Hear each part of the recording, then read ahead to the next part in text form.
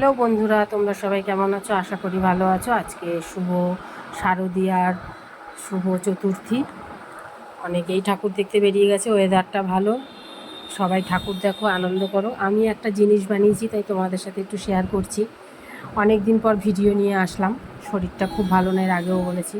এই দেখো, এটা একটা গদি বানিয়েছি গোপালের জন্য।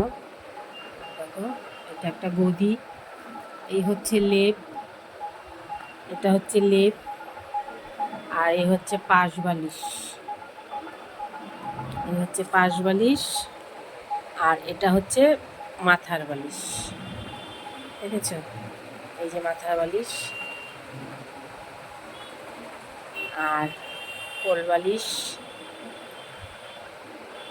আর লেপটা এখন লাগবে না, লেপটা বানিয়ে রাখলাম। এই হচ্ছে লেপে একটু ঝালর দিয়েছি, আর এই হচ্ছে গদি। তা চলো বিছানাটা পেতে তারপরে তোমাদেরকে আবার দেখাচ্ছি।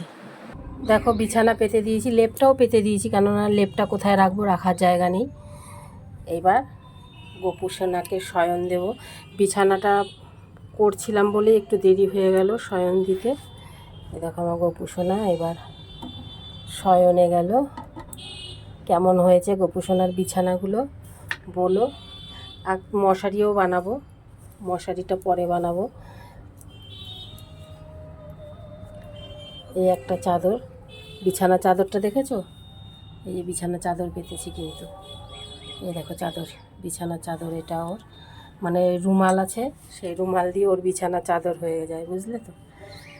এবার এইটা একটু ওপর দিয়ে এই যে ওপর দিয়ে দিয়ে দিলাম, যেহেতু মশারি নেই।